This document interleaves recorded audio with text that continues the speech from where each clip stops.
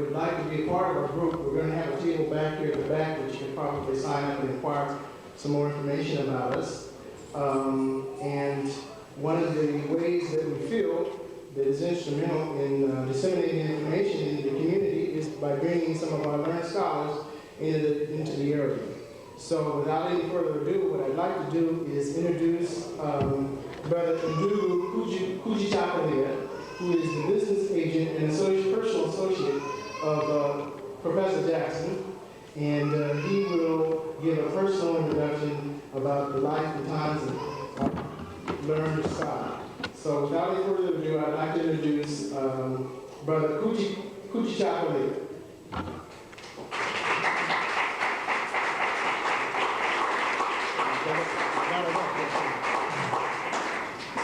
Young as our name, brothers and sisters, I'm so overwhelmed to be here. I think I better get on with the business, so if I'm that overwhelmed, I might fall to the ground, and I don't want to do that.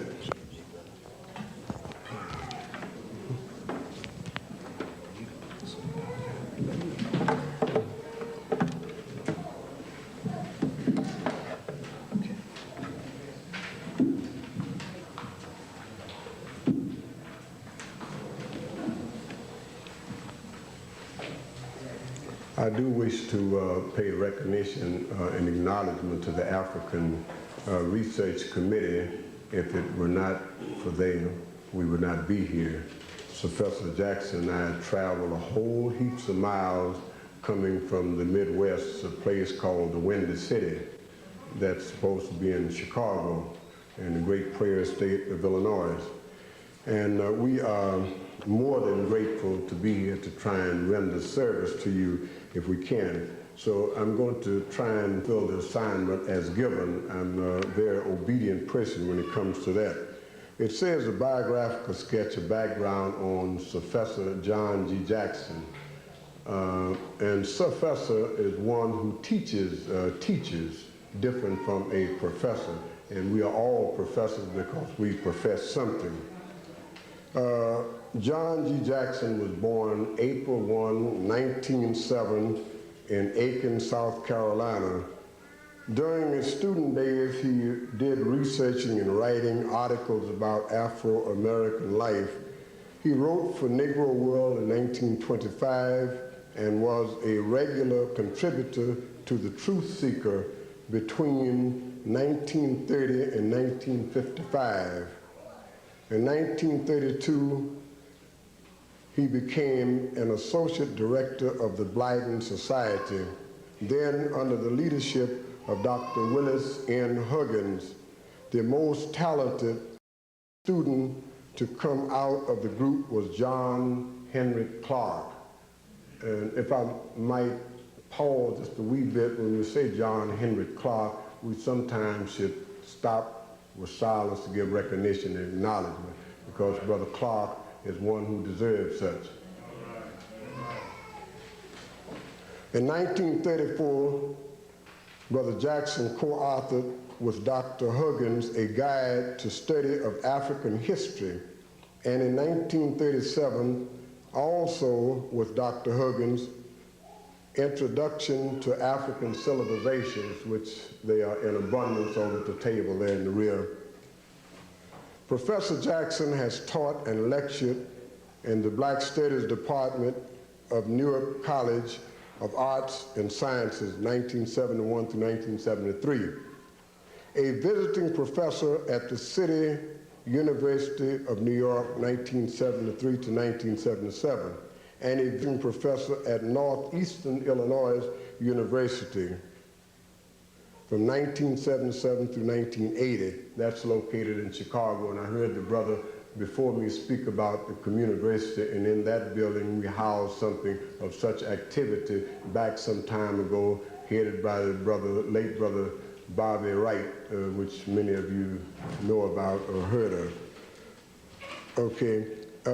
In addition, he was a regular lecturer in the Ingersoll Forum from 1930 through 1955, and at the Harlem Unitarian Church, his two recent works, Introduction to African Civilization, 1970, and Man, God, and Civilization. Recently, he published, or authored that is, Christianity Before Christ, 1986. And the most recent thing, Black Reconstruction in South Carolina,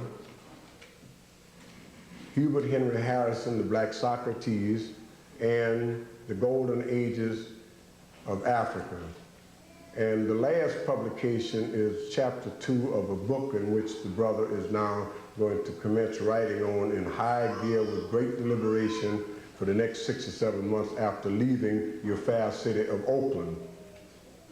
And the title of the book will be On the History of the World, which, as you might know, if I may indulge upon your intelligence, the book History of the World, as has been written all before, has never included Africa. And if you recall, John Henry Clark, Brother Jackson, and others, Queen Mother Moore, and several persons of the African community tried to argue with UNESCO of the United Nations to try and put Africa into history books. But somehow the brother's intelligence rose to the surface, to the occasion, to say, why argue with someone if we know what we're doing and they know not what they're doing? We will commence to do just that. So the brother has commenced to do that, and I hope we will all give recognition and acknowledgement to such if this is be the case. So it's many, many experiences Brother Jackson and I have undergone, and we have enjoyed together. He's a very hard brother, but since he's from Arkansas, South Carolina, the Prostrate State, and I'm from Red Stick, Louisiana, the Bayou Country, I seem to sort of excel a little taste, maybe by age alone. But before I sit, Brother Ben Yosef Yakanan and John Henry Clark gave me an assignment, say, James, take care of John. So James and John, the sons of Zebedee, the disciples, I'm one of them, and he's the other one. And I just found out something about him. He's been a knighted bishop. I didn't know about that. So at any rate, without further ado and enjoying all of the accolades that you have laid before me, I'm going to bring up the elder, and I will let him go from there. Brother John G. Jackson.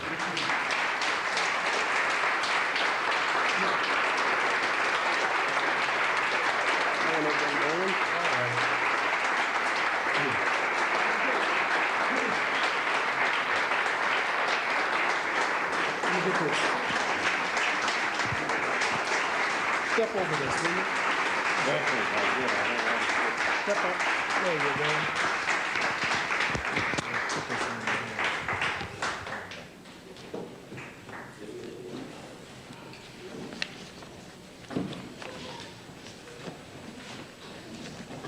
Now, since this is a church, I will address you as brothers and sisters.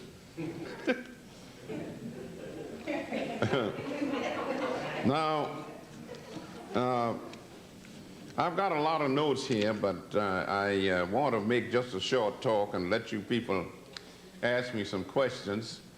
I probably won't have answers to most of them, but if I know the answer, I'll give it to you. If I don't, I'll tell you that I don't know. But Cage brought up some of my misconduct in the past. In New York about 50 years ago, I was writing articles for a magazine called The Truth Seeker, and I was lecturing for an organization known as the Ingersoll Forum, named after a great American statesman, Colonel Robert G. Ingersoll. And the editor of The Truth Seeker was also the chairman of the Ingersoll Forum, a man named Charles Smith from Arkansas. Smith says, Jackson, would you like to be a bishop? I says, don't joke. He says, well, there's a new church out, and I think it's out in Denver, Colorado. The Supreme Pontiff of the Liberal Church of America will appoint anybody a bishop that'll send him in a donation of $1. So I thought the whole thing was a joke. So I handed Charlie Smith $1. I says, okay, send in my application. And lo and behold, I got a document stating that I had been appointed a bishop of the Liberal Church of America and that I could get liquid spirits at half price, travel at reduced fares on railroad trains, and perform marriage ceremonies. Well, I considered the whole thing a joke, and I said to Charlie Smith, where will I be bishop? He says, well, you live in Harlem, you'll be the bishop of Harlem. So, of course, I treated it as a joke, but I lectured at places like the YMCA and the Unitarian Church, and the joke caught on, and the people were introducing me as Bishop Jackson. Now,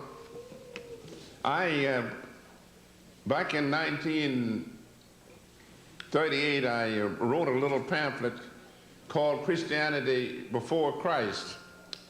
And last year, I had rewritten this stuff and got it into a book, and now it's a book on Christianity Before Christ. The right title for that book should have been The African Origin of Christianity. But I realized that if I gave it that title, very few people would buy the book, because a sad feature about black people today is that most of them are almost totally illiterate. They can't read anything anymore. Television have robbed them of what little literacy they had.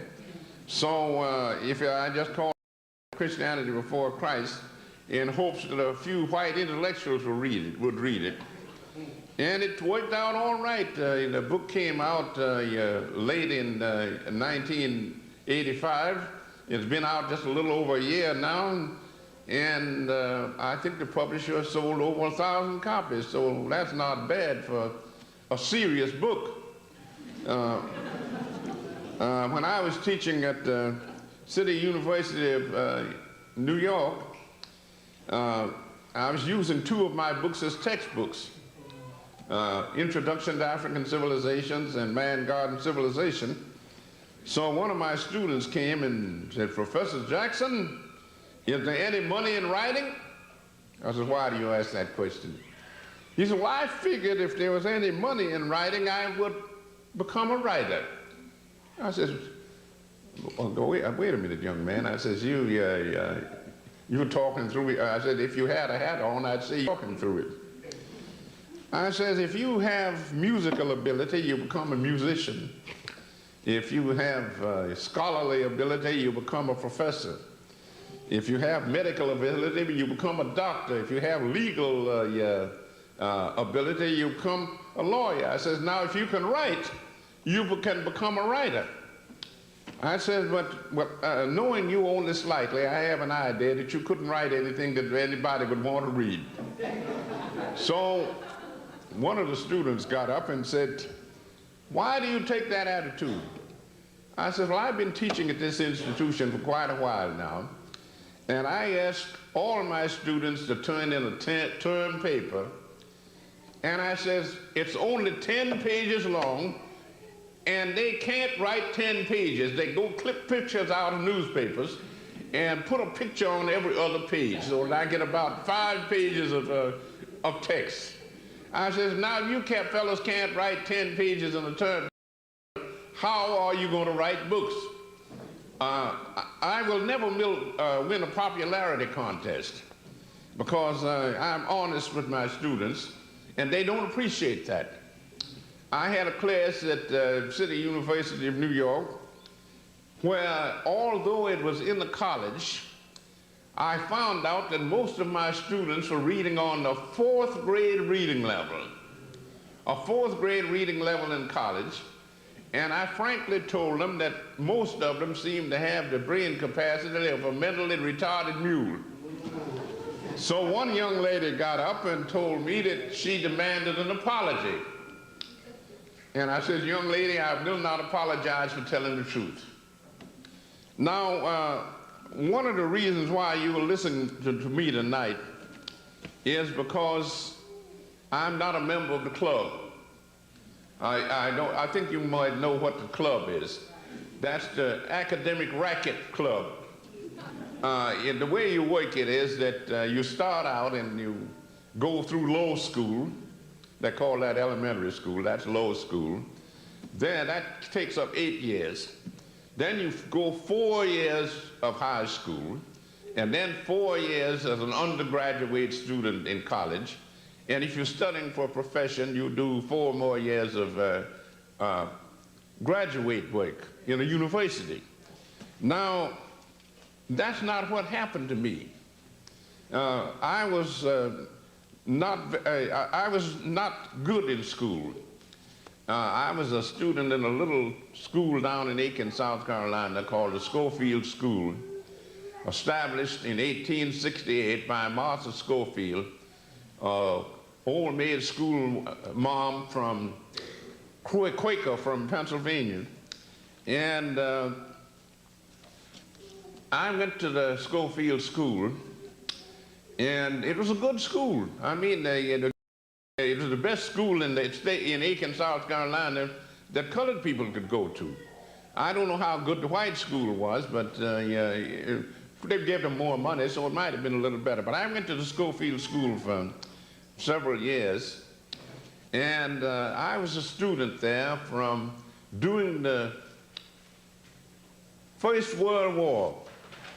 I remember that I was a student in the Schofield School back during the years of 1915, 1916, 1917. This was the European War, and President Thomas Woodrow Wilson decided that the United States should go over to Europe and save democracy. Wilson said he was going to make the world safe for democracy. Wilson was born in Virginia, and he couldn't even make Virginia safe for democracy, but he was going to make the world safe for democracy. So he got into the war. But at any rate, I would be sitting in class, and since I was a fast reader, whatever the assignment was, I always read it way in advance, and I knew what was going to be covered. And therefore, while the teacher was telling the other students what the message was, I already had it. And I sat in the back of the class and read the newspapers about how the Germans and French were slaughtering up each other wholesale on the Western Front in France. And some of the students went home and told their parents that they had to sit there and listen to the teacher, and this little Jackson boy was sitting in the back of the room reading newspapers. So the teacher went to the principal and told him what the complaint was. So the principal says, Miss So-and-so, does this Jackson boy answer the right, when you ask him a question, does he give you the right answer? She says, yes, he jumps up and gives me the right answer, and then he sits down and started reading the newspaper again. He said, leave him alone. As long as he's getting the lesson, don't bother him. Well, I found out that I got a bad press down there. I got up to the 7th grade, and my scholastic records were so good until the principal of the school came and said, Johnny, you're such a good scholar until we are going to skip you over the 7th grade and put you into the 8th grade. And I thanked him. A few days later, he comes in and he says, the parents of the children who are not being promoted over the 7th grade and the 8th grade have staged a protest. And they say that if we shove you over the 7th grade into the 8th, they're going to pull all their students out of the school. So we'll have to insist on you going through the 7th grade. So I went through the grade and then went into the school and handed in my resignation. I said I should have been finishing the 8th grade, but you wouldn't let me do it, so I quit. So but then I went to my father. He says, well, now that I have dropped out at the end of the 7th grade, where do I go now? My father says, we're going over to Augusta, Georgia. There's a lady over there who's a great educator, Miss Lucy Laney, the Haynes Institute. Says, you got through the 7th grade, and I'm going to go over there and tell Miss Laney to put you in her high school. So I went to Augusta and put in 1 year at Haynes Institute High School. And then I finished up the 1st year. And my mother told me, she says, boy, I don't think you're going to get a good education down here.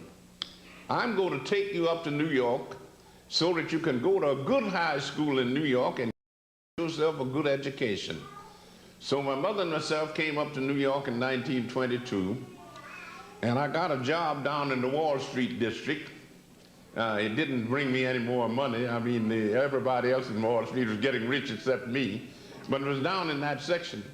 So I would go to Stuyvesant High School in the morning. That's one of the best high schools in the whole country.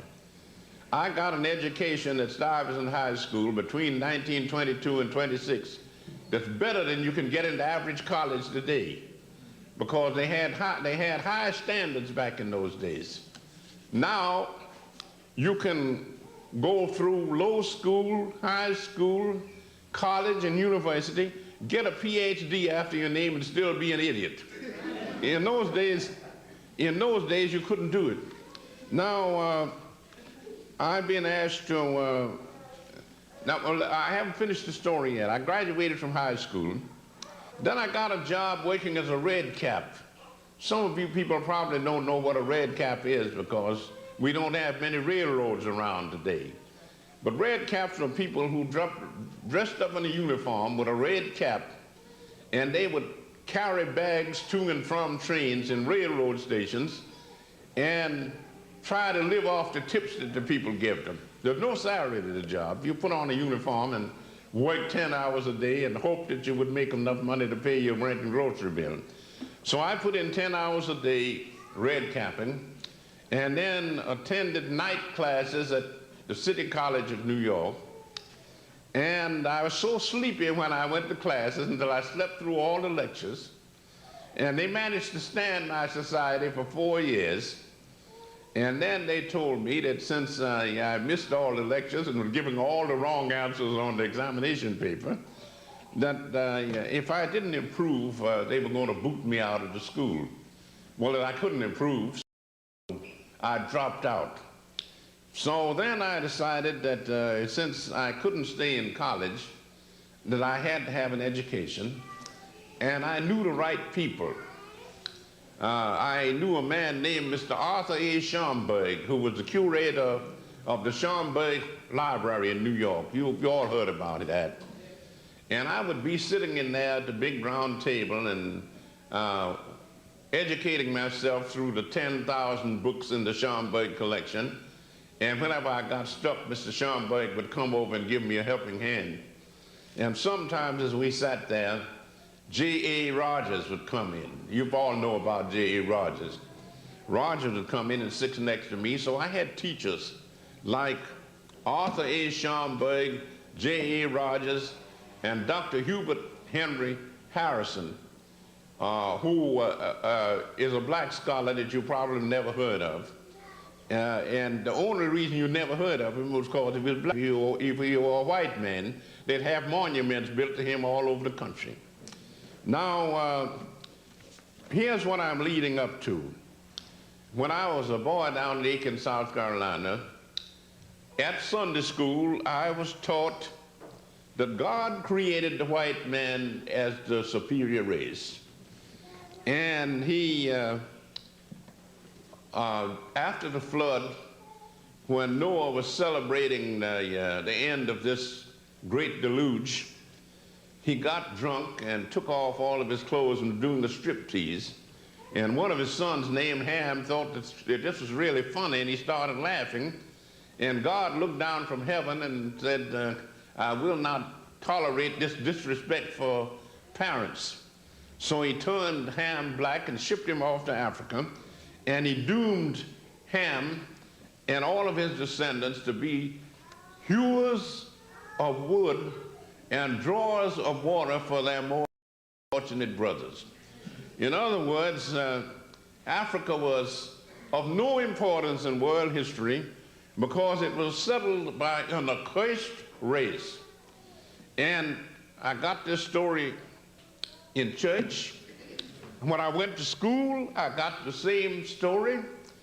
And then I would go to church and the preacher would get up and ask us to sing a hymn, "Oh Lord, bleach us out whiter than snow that we may enter into the kingdom of heaven." And then I say to myself, I don't think I'm going to make it. Then they had another one, "You can have all the world, but just give me Jesus."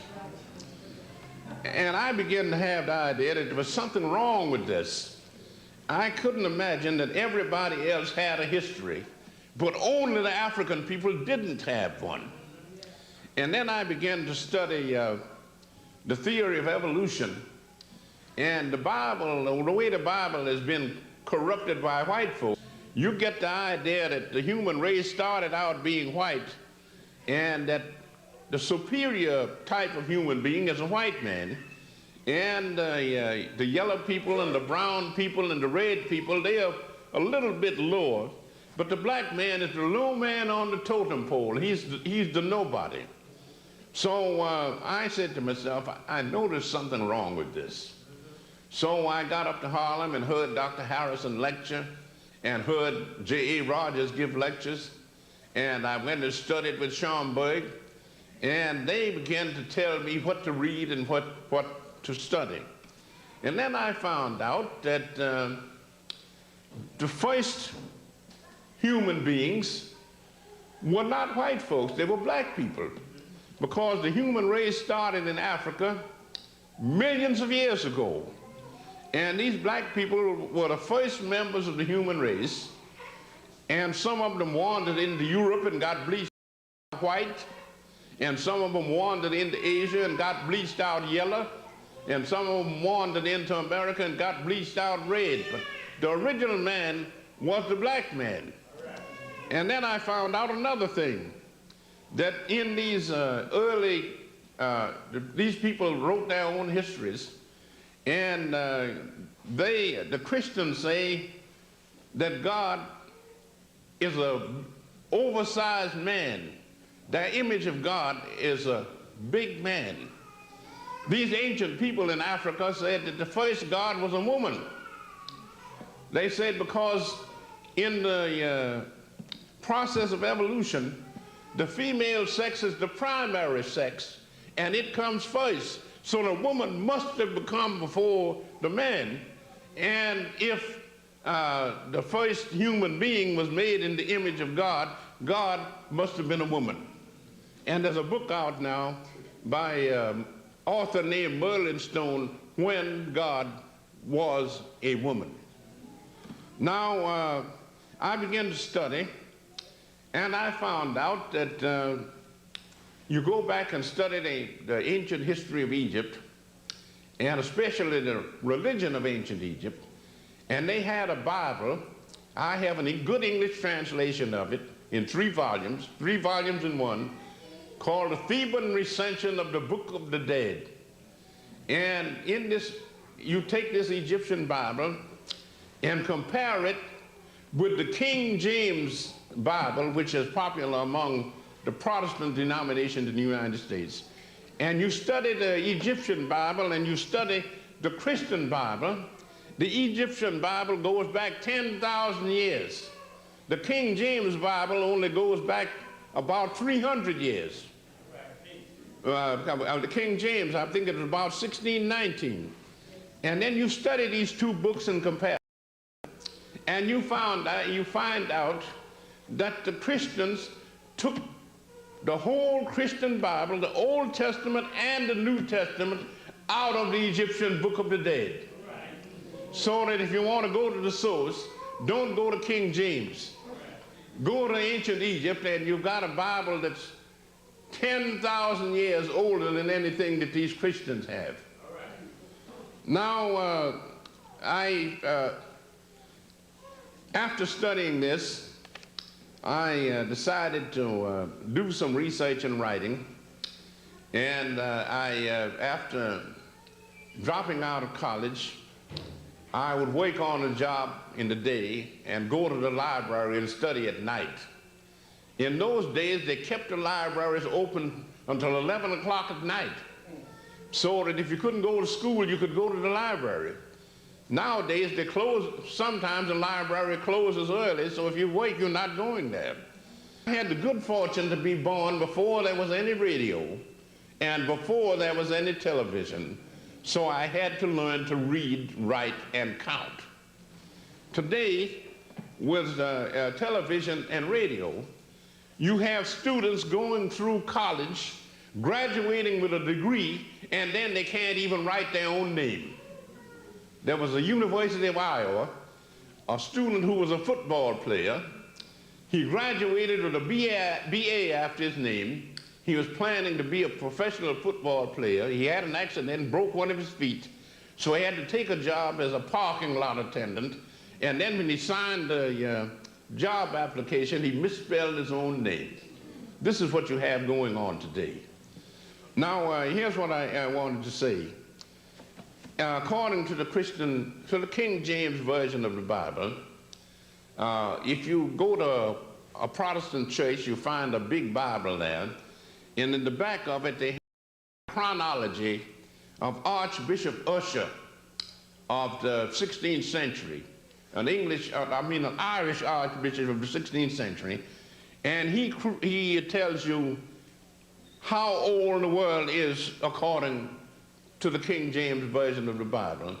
And he tells you that God created the earth in the year 4004 BC. And I began to study the history of Africa, particularly the history of Ethiopia and Egypt.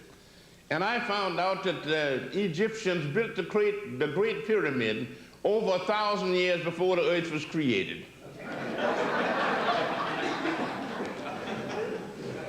And then I ran across another biblical scholar, the Vice Chancellor, the Reverend Professor Lightfoot, Vice Chancellor of Cambridge University, and he improved on Usher. He says, God created the world in the year 4004 BC on September the 22nd. It was either September or October, I don't remember it, at 9 o'clock in the morning. Now, I'm wondering what day of the week was it? And if the world was created on this particular day, on this particular year, at 9 o'clock in the morning, what happened at 8 o'clock? I mean, you have all these unanswerable questions. So then I began to do research, and we were told that this godlike white man, the first civilization in the world was that of the Greeks. They was supposed to be the most intellectual white people that ever lived. And that they created a great civilization and then passed it on to the Romans. And all the great civilizations were created by white folks. Back in 1934, an English historian named Arnold J. Toynbee wrote a study in history, a history of the world in 12 volumes. Don't try, if you find the book in the library, don't try to read it, because one of the hardest books to read is Karl Marx's Capital, and he was an even worse writer than Marx was. That's a record. Toynbee says there have been 21 civilizations in the world. So many were created by the white race, so many by the yellow race, so many by the brown race, so many by the red race. The black race has not created one civilization. None at all. We have done nothing. So I was giving a lecture in New York, and somebody says, well, didn't Toynbee know that Egyptians were black people? I says, Toynbee says they were white people. You see, if you are a racist historian, you don't have any regard for the facts at all. I visited West Africa in 1977, Senegal, Then I went to Kenya. That used to be British East Africa. Then on up to Egypt, to Cairo, and to outside of Cairo to look at the Great Pyramid and the Sphinx, and then took a plane up the Nile River to the ruins of Thebes and walked through the temple of Ammon, at Ammon-Ra, that was built in 3700 BC, the greatest temple that was ever built in the world. And I saw all of these great things. And we know that black people built all these things. And yet Hornby was supposed to be the greatest historian of his day, a professor at Oxford University, and he tells you that these people were white. And if you listen to these people, you'll get your mind terribly balled up. Down in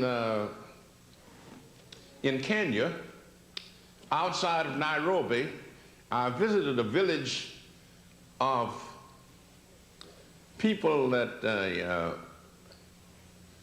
called the Maasais.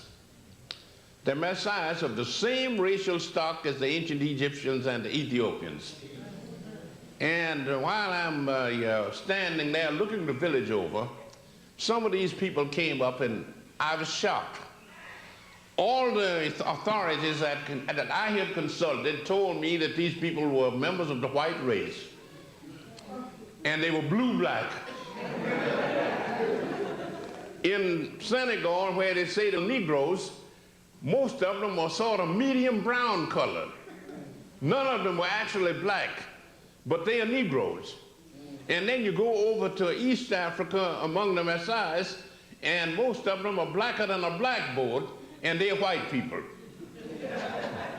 So I mean, if you're going to get the lowdown on history, you've got to use your own head, not somebody else's. Now, I found out that the Greeks, who were supposed to have been the founders of civilization because they were the first civilized white folks, but the Greeks got their civilization from the Egyptians. And the Egyptians were black people. And the Greeks passed their civilization on to the Romans, and the Romans were a very stupid, dumb bunch of people for the most part. They couldn't retain it, they lost it. They had a dark age in Europe for 500 years. And then another bunch of Africans, the Moors, from North Africa, moved into Spain and started civilization all over again. So instead of Europe civilizing Africa, Africa has civilized Europe 2 times. So that's what you have to keep in mind. And now I want to say something about why it is that I have to be talking to you about African history. The reason I'm talking to you about it is because it's not in the textbooks. And it's not in the textbooks because we don't write textbooks. We have other people write the textbooks and they put that propaganda in there, and we are supposed to swallow it. Now, we are told that after the Greeks were taken over by the Romans and their civilization decayed, and then the Roman civilization went down after the fall of Rome, and you had a 100-year dark age, we were told that Christianity re-civilized Europe and produced modern civilization. And we know, if we read the literature, that these white Christians of Europe are the dumbest people that ever lived. They said that the earth was flat like a pancake out in the vastness of space, with the sun and the moon and all the stars going around it. The ancient Egyptians in the Pyramid Age 6,000 years ago knew that the world was round. They knew that it went around the sun in 365 and 1/4 days, and their astronomers measured the earth, and they knew what the polar diameter was, they knew what the equatorial diameter was, they measured the circumference of the earth, and they calculated it so accurately until modern astronomers, their error was only 1 yard. In other words, the circumference of the earth is about 25,000 miles, and they calculated it with an error of about this, 1 yard. So if you read history the way it happened and not the way other people wrote about it, you will find out that the black race created the civilization, created the white, civilized the white folks 2 times. So that you want to get some perspective on this. And the white folks took the religion of ancient Egypt, of Ethiopian Egypt, and balled it up completely. Right. They'll tell you that if you get some of this cheap literature like the Jehovah's Witnesses people turn out. I remember seeing one of their quarterlies. God is sitting up on a golden throne in heaven, blue eyes, blonde hair. Next to him is Jesus Christ, also with blue eyes and blonde hair. On the other side is the Holy Ghost, also white, and a bunch of angels in the background white. And a bunch of people kneeling on the ground worshiping this God, black and white. Underneath is hell with the devil black and all the imps black. So it looks as though since white people are not admitted into the Christian heaven, then we all going to wind up in hell. But I told my students they had nothing to worry about, because the only unpleasant thing about hell was the heat. It's too hot down there.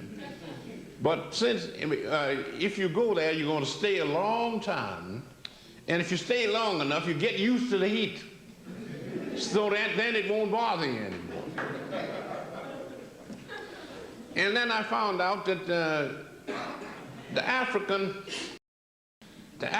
were dragged into the slave trade because the white folks were too lazy to work and produce the things that they wanted. And they dragged us into slavery, converted us to their particular brand of Christianity. And the African had a much better religion over in Africa. That's what I call Christianity before Christ. He had a much better religion. The Christians tell you that there's a God sitting up on a throne in some place called heaven who created the whole universe, and he created the human race, and they turned out to be such a voiceless bunch of people, and they had to have a flood drown out most of them to give the race a new start. And then this new bunch of people went to pot and finally had to send his only son down to be crucified to save these people. And that's what they call the Christian scheme of salvation. Now the Africans had a religion which was much better. In ancient Egypt, if you will see a copy of my new book called Christianity Before Christ, and there's a long section in there on the mysteries of Egypt. Those are the religious rites of the ancient Egyptians. And you will find out that these people, in other words, there are 2 types of religion in the world. Supernatural religions or theistic religions, and then you have natural religions or atheistic religions. A lot of people have an idea that if a man is an atheist, that is, if he doesn't believe in a personal God, he's an irreligious person. That's not true.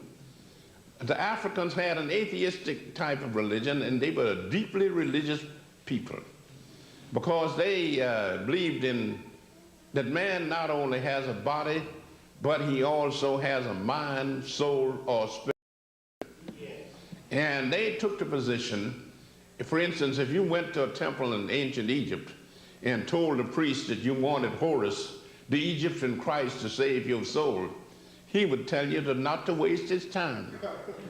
That Horus, Osiris, Isis, and nobody else is going to save your soul except you. In other words, they tell you this. They say, we believe in reincarnation. You have lived before. You've come back to the world. And if you want a better life, the next time you come back, you'll have to earn it yourself. The gods are not going to give it to you. And the Egyptians told these people, If you want a better life the next time you come back to the earth, you live a good life now, and then when you come back, you'll have a better life.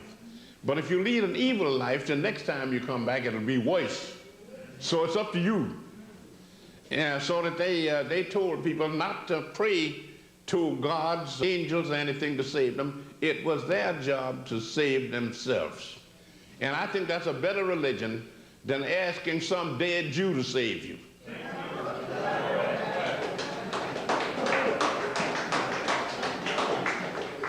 Now, these people, they believed in spiritualism and they believed in theosophy, and the whole world, all the religions of the world can be traced back to this African source. And Christians say their religion is true, but paganism is false. And as I've told some preachers, Christianity was stolen from the pagans. So if paganism is false, so is Christianity. Now, you say to yourself, well, when the Africans, a member of anyone who believes in the African traditional religion, he tells you that he believes in God. But he doesn't believe in the type of God that the white folks believe in. The white folks believe that God is an oversized white man sitting on a throne somewhere up in a place called heaven. The African traditional religion teaches you that there's a large number of gods. You have tree gods, sun gods, moon gods, earth gods, star gods, and all like that. And since a group of colleges make up a university, then a group of the little gods make up the big God. So you take all the little gods and merge them together, and you get the great God, which is the universe itself. It never started, it never was created, and it'll never have an end. And so therefore they said that the great God is nature itself, the universe, and they believed in a doctrine of the Trinity. God is the physical universe. Christ is the mental universe. And matter and mind interact and produce life. So you get a trinity of matter, life, and mind. And that's it. And to show you how we have been badly miseducated and misled, one of my friends is a great black scholar, Professor Yosef Ben Yochanan of Cornell University. Some of you probably met Dr. Ben. Ben went into the Metropolitan Museum in New York, where they have a very fine Egyptian collection. And the young lady is sitting at the desk. Sir, what can I do for you? Dr. Ben says, I would like to visit the African collection. The young lady says, we do not have an African collection. And Dr. Ben says, I meant to say the Egyptian collection. Oh, yes, we have an Egyptian collection. But you know the ancient Egyptians were not white people. Now, the ancient Egyptians, yes, we have an Egyptian collection, but the ancient Egyptians were not Africans. So Ben pulls a map out of his pocket, shoves it right in this girl's face.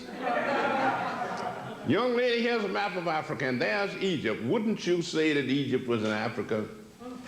She said, I could say so. Ben says, do you say so? She said, no. Ben says, young lady, you are a jackass. The young lady became hysterical. She hollered for the manager. The manager came out and running and says, what's the trouble? Mr. Manager, this man just called me a jackass. So the manager says, what's the problem? Ben told her the story that he was looking for the Egyptian collection, and this young lady said that the Egyptians were not Africans. And he says, I have a map here, and here's Egypt, and Egypt is a part of Africa. Wouldn't you say so? The man says, well, you could say so. Do you? No. Ben says, you also a jackass. So he said then he ducked out and got out of the vicinity because he was afraid they're going to call the police and put him in the jug for disorderly conduct.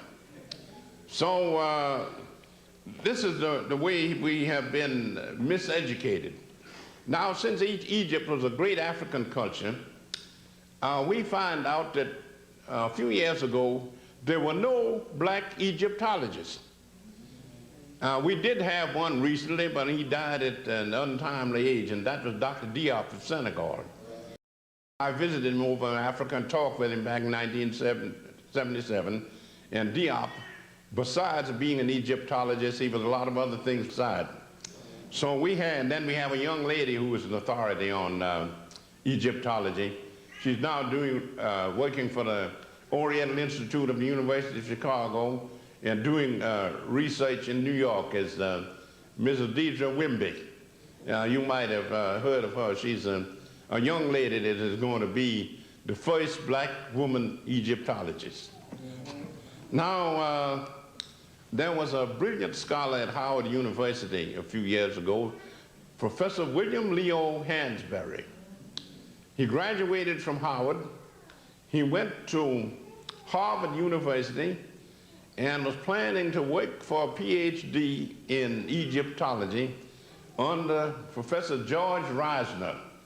He was one of the outstanding Egyptologists in this country. And Reisner got up before the class and says, of course you know that the ancient Egyptians were white people. And after he got through, Hansberry put up his hand. Well, Mr. Hansberry, what's your question? He says, I want to challenge that statement you made about the ancient Egyptians being white people. He says, I've read Herodotus' history of Egypt, and he says the ancient Egyptians had black complexions and curly hair. He says, well, Mr. Hansberry, I don't accept Herodotus as an authority. So Hansberry tackled him. He says, listen, Professor, Herodotus visited Egypt in the 5th century BC, and he saw these people. You didn't visit them, and you didn't see them. So Hansberry had him kicked out of his class. So here he was trying to get a PhD in Egyptology, and the professor of Egyptology booted him out of the class.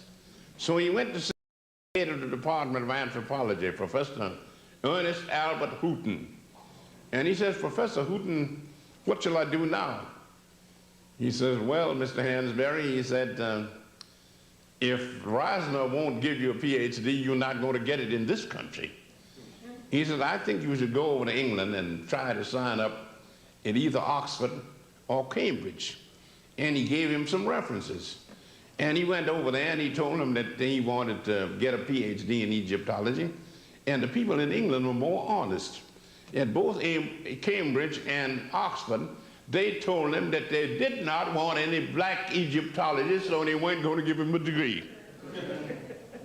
So Hansberry had to come back to the United States and get a job as a professor of history at Howard University. And then when he retired, he went to Nigeria and was given a position as the director of the Hansberry Institute of African Studies, or some such title as that. And he was running a school of African history in Africa, and he was writing a 4-volume history of Africa. After finishing 2 volumes, he died, and the publishers couldn't find anybody else to finish the other 2 volumes, so they buried it. This is probably the greatest history of Africa that's ever been written, and the publishers have decided not to publish it. So we are being crossed up at every turn.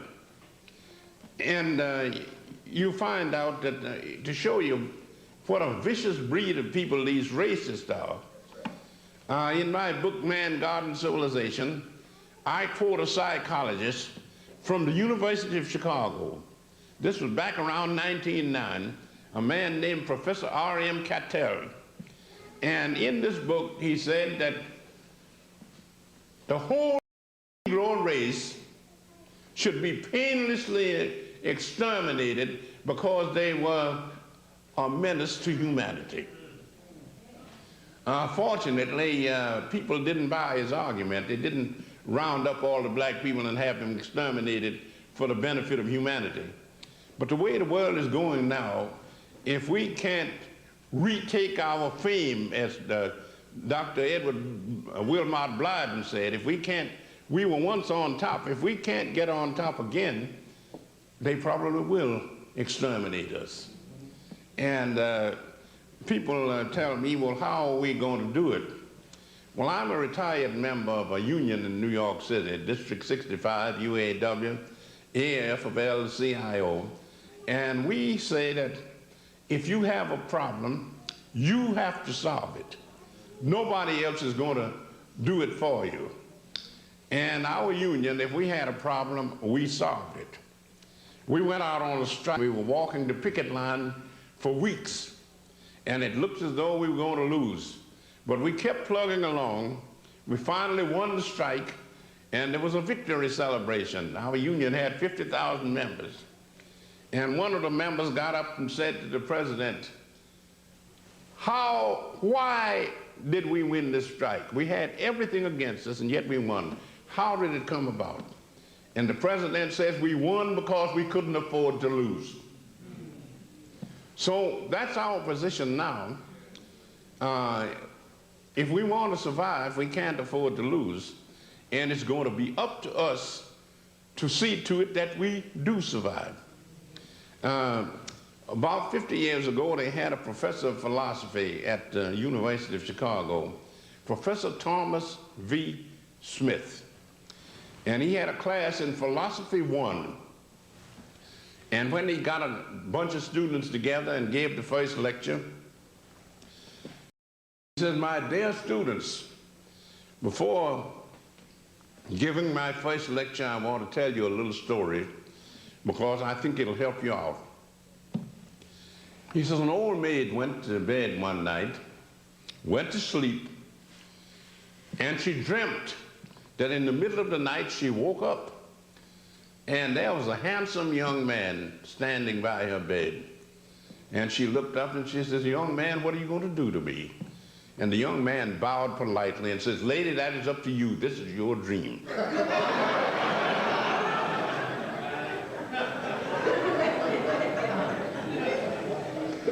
And the message I tried to pass on to my students is that no matter how hopeless the situation is, we're going to continue to struggle. You might lose, but if you don't struggle, you're certainly not going to win. So that's the only thing to do. And in the union, I found out how it was that people won. To show you how this union worked. There was an Orthodox Jew who owned a big company in New York. And the union couldn't come to an agreement with him. They put picket lines around his plant. And he hired a bunch of gangsters to intimidate the union. One of the gangsters grabbed one of our members as he was going to join the picket line and stuck a knife in his back. The knife went right through his back into his heart and killed him almost instantly. The union president called a meeting of the members, and he said, we don't know what hand wielded the knife that killed our brother, but we do know the man that hired the man that wielded the knife. He has killed one of our brothers. We are going to kill him. So they got up, and one of the union members said, Mr. President, how are we going to do it? It's, you go out and kill a man, and you get convicted for murder. He says, we're going to kill him so that nobody can convict us. So they said, well, how do we do it? They says, well, Mr. So-and-so, who hired the murderer that killed our brother, he is a member of a certain synagogue here. He says that when the synagogue services come along on the Jewish Sabbath, we're going to picket pickets in front of the place and says, Rabbi, you have a murderer in your temple. Well, the rabbi comes out and finds that his temple is being picketed. And he asked him, who is the murderer. They told him. The man sitting in his congregation, he says, don't come back into this thing and settle it. He says, I don't want a murderer in my congregation and picket lines around my synagogue. So he couldn't come to his synagogue anymore. So he went up to upstate New York and hired a cottage by a lake. The union went up there, rented boats, crossed the lake, and picketed this college. You have murdered one of our brothers, and you will pay for it. So that depressed him so until he moved back to New York City and got himself a fine home. And then the union set up a committee to telephone him all through the night hours of all the hours of the night, so that this guy, after he moved into his New York home, the telephone rang all night long and he never got any sleep. Well, you know what happens if you put for a long period of time if you don't sleep. Here was a young man, not quite 29 years old, and we harassed him so until he dropped dead of a heart attack. We killed him, and yet the law couldn't touch us.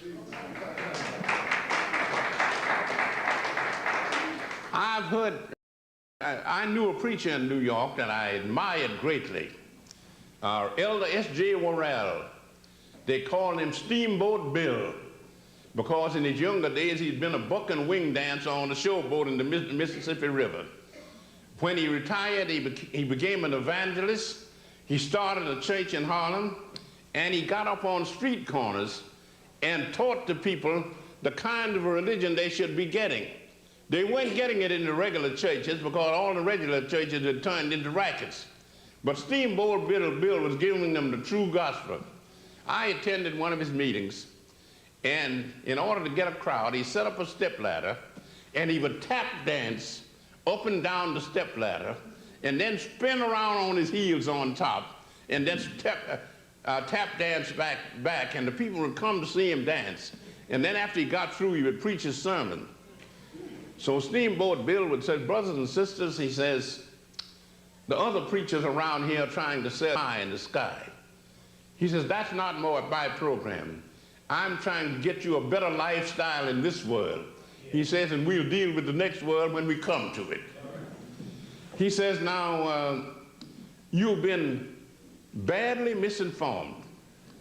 He says, I know a man that lives in an apartment right across the street, and he's afraid to come outside. He owes everybody. 6 o'clock in the morning, somebody taps on the door, and he's afraid to answer, but a card comes under the door. He owns a second-hand car, and the automobile man wants to know when he's going to get the next installment. A few minutes more, there's a tap on the door. He owes somebody else for a radio set that he's bought on the installment plan. And this keeps on until about 9 o'clock. There's a loud bang on the door, and he's afraid somebody's going to knock the door down. So he says, who is it? And the voice comes back, it's the Lord. And the man says, what Lord? The landlord. Steamboat Bill says, that's the only Lord that most of you jokers are ever going to see. So just about this time, the meeting got livened up. A drunk came by. Here was a brother that had not one drink too many, he'd had a lot of drinks too many. And he's staggering around. He stops in front of Steamboat Bill's meeting, and he shook his fist at him. Oh, nigga, shut up. You don't know what you're talking about. Steamboat Bill says, listen, young man, if you want to stand here and listen to my discourse, you're welcome. But I do not permit you to disrupt my meeting. So the young man shook his fist again. Oh, nigga, shut up. You don't know what you're talking about. Steamboat says, listen, young man, according to the Bible, Jesus Christ says that you slap me one cheek, I'm supposed to let you slap me on the other. Well, I want you to know one thing. I ain't Jesus Christ. If you slap me on one side of my face, I'm coming down and bust hell out of you. So unfortunately, Steamboat Bill died a year later. If it hadn't been for that, I was going to join his church. Because here was a man that not only had a church, but a depression was on, and he opened up a free lunch kitchen in his church, and the unemployed people could come around there and get free sandwiches, free coffee, free cake and all like that, and he went around and raised the money to finance this program. And he told the people, he says, it doesn't do me any good to save your soul if your body is hungry, so I've got to feed you first. Now, all of that leads up to this, that if we are going to save ourselves, we're not going to have a lily white God and a Jim Crow Jesus save us. We've got to do the job ourselves. And this idea of being submissive and meek and all like that is not going to get us anywhere. We can defend ourselves if we do it intelligently. You don't go out and attack a Sherman tank if all you had was a BB gun or slingshot. There's another way you have to do it. When I was at Grand Central Station at a Red Cap, I met a young man there who had been working on the job a number of years, and he had a special problem. He was sent down to the lower level of Grand Central Station, which is on 42nd Street in New York, and the vice president came in from the suburbs, and this Red Cap was detailed to carry his bags out to the street. And every time he went down there, the man insulted him. You know, stuff like, boy, pick a bag, nigger, get a move on, or something like that. And the young man knew if he gave him an argument, being the vice president of the railroad, he'd lose his job. He couldn't afford to lose his job. But he was determined that he was going to punish this man. So one day he went down to get the suitcase of the vice president, and he was the only person on the train. There was the entire lower level of Grand Central Station, and the vice president and the Red Cap, and nobody else in the vicinity. So this young man hauled off and hit this man in the jaw and broke his jaw.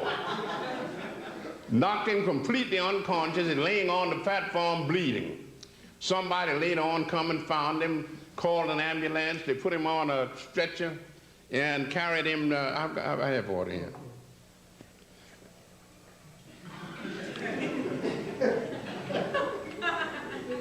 And they put him on the stretcher and took him to the hospital.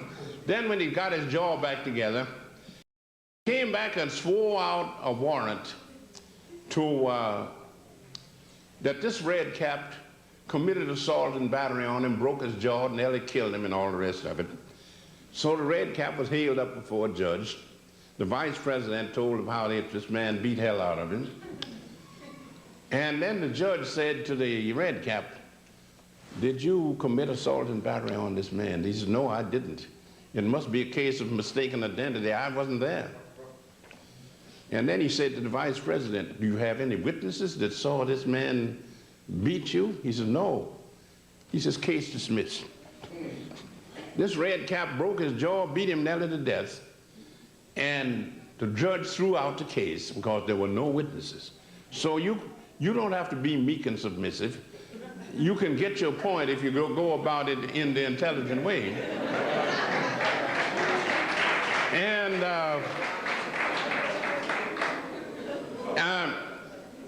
after that, the vice president was very nice to the Red Cap.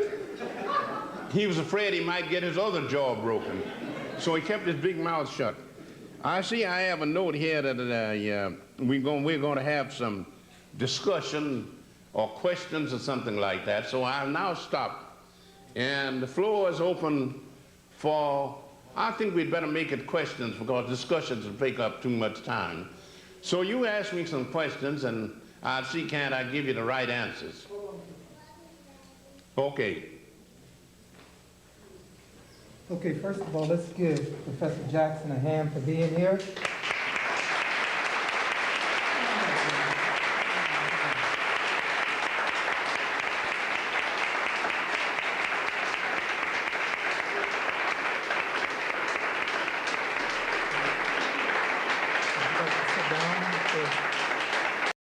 No, I stand. It's all right. Okay, those of you who have questions, I'd like you to come up, if you're in the front, to come to the forward mic, or if you're in the back. Okay? Brother in the back first. I have one question for you, Dr. Jackson, regarding race. You indicated that earlier that the Greeks, I guess, was the beginning of white civilization. I've been told that blacks have like curly hair and dark complected skin. I've seen some Greeks. I also go back to the Hebrews, the Jews, the original. I was told that the original Jews were also blacks and Hebrews coming from Ethiopia. If I'm correct, I'd like you to elaborate a little bit on that. Oh yes, the original Jews were black people. These white Jews that you see were European Jews that lived in the southern Russia, and they were converted by Jewish missionaries. So the original Jews were black, and the ones that have set up the state of Israel, they're not Jews at all. And how they got away with this skullduggery, I don't know. I knew a wealthy Jew in New York who owned a furniture polish factory. His name Mark Jackson, born in Ireland, lived in London a number of years, and this company was called Jackson of London. And we were having dinner together one day. He says, Brother Jackson, he says, these Zionist Jews are giving me hell. I says, why? He says, well, I think Zionism is a racket, and they know I've got money, and I wouldn't contribute a dime to it. So they've got me in the doghouse. And he told me, he says, the proof that Zionism is a racket is that 50 years ago, or a little over 50 years ago, Zionists could have bought all the land they wanted down in Brazil for almost nothing per acre, and they could have set up that Jewish state down there and nobody would have bothered them. They went back to Palestine and set up that state in a land where the soil is so poor until you can't even grow weeds on it. And if it weren't for the rich Jews in America, Israel wouldn't even survive. And it's in very bad financial condition now. So that you have a situation like that. Now, the original Jews were black, and the Jews boast that they produced the greatest philosopher in the world, Spinoza, who lived in Holland in the 17th century. Spinoza was of Spanish and Portuguese ancestry. I think his Portuguese ancestry. And one of his neighbors described him as a man with a black complexion and curly hair. So the great Jewish philosopher was a black Jew. Okay.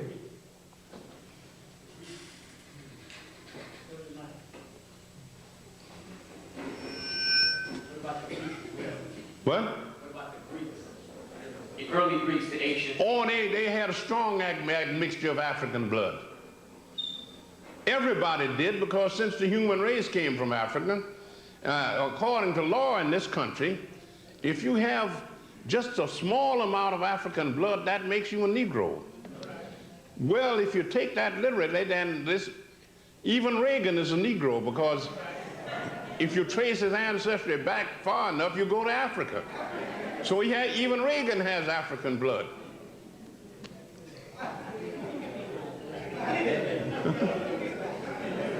Dr. Jackson, I'd like to first of all thank you for being here as sort of one of our elder statesmen and elder scholars, and thank you for coming to Lausanne and time with us. The question I have for you is something that struck me in your introductory comments when you say that people like Arthur Schomburg and J.A. Rogers and people like that were your mentors. That's right. And I'm wondering, through the 60 some odd years of your career as a scholar, what has been the most encouraging development in terms of black people becoming more in tune with our history? Well, the most encouraging development I had was when I stood on street corners at night in Harlem and heard Dr. Hubert H. Harrison lecture. And then I would sometimes go to the YMCA, he'd be lecturing there, and sometimes to the library, and sometimes he stood on the steps of the sub-treasury on Wall Street right opposite J.P. Morgan's office. Morgan was probably at the window listening to him. And Harrison gave a lecture down there on Wall Street one day, and the police had to rope off the street because he was lecturing to an audience of 11,000 people. Now here was an unusual black man who fought for the freedom of everybody. He left the Socialist Party because the white socialists were racist. He joined the Garvey movement because he said that the socialists said class first and they practiced race first. And Garvey advocated race first, and that's what he believed in. So he said, I don't believe in class first, I believe in race first. So he joined the Garvey movement. And Harrison was a man, he didn't get into history because he didn't allow white people to flatter him. You have a lot of our people, if a big white man gets up and says some nice words about him, they're tickled to death. So Harrison went to a white YMCA in Brooklyn, New York, and the secretary got up and says, Dr. Harrison is a great scholar. He has a black face, but his heart is white. So Harrison banged his fist on the rostrum. Sir, I demand a retraction. I'll have you understand that my heart is just as black as my face. And Harrison, to show you what a great education he was, he would be lecturing in a library in Harlem on 135th Street, and half of the audience would be students from Columbia University taking notes because they were getting more from Harrison than they were from the professors up at the university. So Harrison gave a lecture, I think it was at a library, either the library or the YMCA one night. I wasn't there, but some of the people who heard the thing told me the story. Harrison was giving one of his scholarly lectures, and a young man was sitting in the audience, and not through, he asked Harrison a silly question, and Harrison gave him a silly answer. The young man lost his temper. Now see here, Dr. Harrison, you are not talking to a fool. I am a highly educated young man. I finished Harvard last year. Harrison says, I beg to differ, young man. You did not finish Harvard because Harvard is still there. He says, you didn't say what you meant to say. You told us tonight that you finished Harvard on commencement day. He says, now the day you finish school is called commencement day. Are you trying to tell us that you finished on commencement day? Well, of course, the young man blew his top and walked out of the meeting. He wasn't going to that sort of thing. So another night, he's on a street corner on 7th Avenue. I think it was 7th Avenue and 135th Street. And a young white man walked into the meeting. Harrison would generally have anywhere from 100 to 300 people standing around while he talked. This white man comes in, and Harrison was lecturing on evolution. And he was telling about how the human race evolved from apes in Africa more than 1 million years ago. Therefore, we are the original race. And this white man waited for the question period. Dr. Harrison, you say that the first men were black and they evolved from apes in Africa. Is that the reason why black people look more like apes than white people do? Harrison says, you've got it entirely wrong, young man. White people look much more like apes than we do. He says, and I'm not asking you to go to a library and do research. All I want you to do is to use your eyes. Go to a zoo and go to the cages where they have the apes. He says, and you won't find one black ape there. All the apes have fair complexions. They have thin lips. They have Anglo-Saxon noses, and they have straight hair. So if you want to get somebody that looks like an ape, get a white man.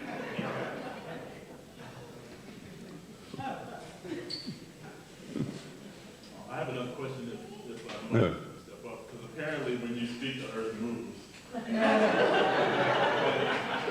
question I have for you is, do you have any ideas on approaches that progressive African people need to take in order to get our youth more interested in their history? Because, as you said, our people don't read anymore. And if our people are not reading, they're not getting information that gives them a sense of value of who they are. And I'd just like to know what your opinion on that subject would be. Well, I'm glad you asked that question, because there's only one way they can do it, and if they do it, we're not going to be around very long. In other words, any group of people, if they're going to survive, they have to have an economic foundation. There's a block in Chicago where there are 7 storefront churches on one side of the street and 8 storefront churches on the other side of the street. And if you go into the average black neighborhood in a big city, you'll see a storefront church, a saloon, a liquor store, a gambling joint. No business enterprise is bringing any money into the community. Now, the only way we're going to beat this is to get the young people to organize into cooperative societies. If you need $1 million to go into business, try to get together a large number of people, and each one of them puts up a few dollars, and you put it all together, and you've got enough money to go into business. I'm a member of a cooperative food market in Chicago. We have 11,000 members. Each member owns at least one share in the business. That's $10. We have a credit union, our own bank. Some of the people have thousands of dollars invested in the business, and it pays 6% interest, so that's just as good as putting it in the bank. Now, here's 11,000 people. They and their families buy their groceries at this store. It's a big building, takes up nearly a whole block, like an old-fashioned railroad station. We draw interest on our shares, we get good food at a reasonable price, and we give a lot of jobs to young people. Now, if you want to survive, you form cooperative societies, pool together whatever your money you can get, go into business for yourself, and then see to it that you educate yourself. And that means you've got to learn to read. You're not going to get it on television and radio. I remember Hubert Harrison gave a lecture to young people, and he says, I advise all young people who can afford it to go to college. He says, I know a college education is expensive, and some of you can't afford to go to college. But if you can't go to college, get knowledge anyway. You say you can study in libraries, you can buy books, you can teach yourself. And he says that a reading people is a rising people. If you read enough, you will rise. But you've got to have an economic foundation, and the only way you're going to do it, you talk about young people being unemployed, nobody's going to give them jobs. They've got to set up their own businesses and create their own jobs. And if we don't do that, there may not be any of us around when the next century starts. Brother in the back. Could you elaborate a little bit more on the Africans' contribution to Christianity, please? Oh, yes. The Africans created Christianity. If you will read, I have a little article here that I copied from a book by Dr. Albert Churchward called Signs and Symbols of Primordial Man. It's an article on Horus and Jesus. Horus was the black Christ of ancient Egypt, and Jesus was the black Christ of the Christians. Now the Christians have been so badly educated until they think that Jesus Christ was white. But if he was born in the vicinity of Nazareth or Bethlehem 2,000 years ago, he could not have been white because white people didn't live in that territory. Now here's what Dr. Churchward says about comparing the life of Horus as recorded in the Book of the Dead of ancient Egypt and the life of Jesus as recorded in the New Testament. Horus had 2 mothers, Isis the virgin who conceived him, and Nephthys who nursed him. He was brought forth singly as one of 5 brothers. Jesus had 2 mothers, Mary the virgin who conceived him, and Mary the wife of Cleophas, who brought him forth as one of her children. He was brought forth singly as one of 5 brethren. Horus was the son of Seb, his father on earth. Jesus was the son of Joseph, his father on earth. Horus was with his mother the virgin until 12 years old, when he was transformed into the beloved Son of God as the only begotten of the Father in heaven. Jesus remained with his mother, the virgin, up to the age of 12 years, when he left her to be about his Father's business. From 12 to 30 years of age, there's no record in the life of. From 12 to 30 years of age, there's no record in the life of Jesus. Now, why is it that in the story of the Egyptian Christ, there's a gap of 18 years, and in the story of the Christian Christ, there's also a gap of 18 years? I'm coming back to that. Horus, at 30 years of age, became adult in his baptism by Anup. Jesus, at 30 years of age, was made of a man in his baptism by John the Baptist. Horus, in his baptism, made his transformation into the beloved Son and only begotten of the Father, the Holy Spirit, represented by a bird. Jesus, in his baptism, is hailed from heaven as the beloved Son and only begotten of the Father God, the Holy Spirit, that is represented by a dove. Now, you have 2 stories, one known in Egypt 10,000 years ago, and the other one supposed to have happened 2,000 years ago. One is 8,000 years older than the other. The Egyptian account is 8,000 years older. It must have come first. So it must have been the black people that had the true doctrine, and the white people copied it, and they made a great error. The Egyptians say that there's a blank in the life of Horus between the age of 12 and the age of 30. The story of Jesus, there's nothing about his life between the age of 12 and the age of 30. The Christians can't explain it. Why do you have this 18-year blank? The Egyptians explained it. They said there were 2 Horuses, Horus the child and Horus the adult. Childhood ends at the 12th year, so that the history of Horus the child ends at the 12th year. Horus the man, since adulthood didn't begin in Egypt until the age of 30, then the story of the man begins at the age of 30. So you have Horus the child, Horus the man. And since childhood ends at the 12th year and adultship doesn't begin until the 30th, you have this 18-year gap. So if you want to understand Christianity, don't go to the King James Bible. Go back to Egypt and Ethiopia, where it came from. In other words, don't let other people tell you what is and what isn't. As Dr. Edward Wilmot Blyden, the great Pan-African, said to the young people of his day, you once ruled the world. Now it is time to retake your fame.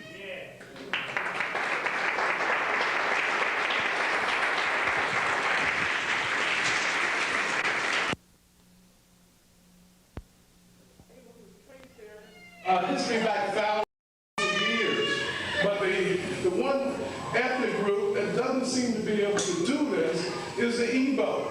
They seem to be sort of put in this one small area of Nigeria. They can't find an area that's close by that has a similar language to them. So they're wondering, you know, where they actually came from. And can you elaborate on that particular? Well, I don't think I can give you an answer there. The only thing I can say is that these Igbos must have come in later on, and they were not a part of the original people that occupied this territory. Because there was a famous German anthropologist named Frobenius, He wrote a 2-volume work on Africa called The Voice of Africa, published in 1912. And he said there was a brilliant civilization in West Africa thousands of years ago on the west coast of Africa, the civilization of Atlantis, not an island. It was an African civilization, and they called it Atlantis because it was on the shores of the Atlantic Ocean. And these people not only had a great civilization of their own, but they sent colonists to the New World, and these Africans brought civilization from Africa over to the Americas. If you want to get a good summary of that, Dr. Ivan Van Sertima has a book called They Came Before Columbus. You can get the story there. If we study history as it is, we will find out that we have a great history. We have allowed our enemies to take our history away from us. And we have to teach the young people that we have a history and we are going to reclaim it. But we not only need history. If we were to survive in the modern world, you've got to get wealth and power. And I suggest that since we want to survive, then we'd better get wealth and power.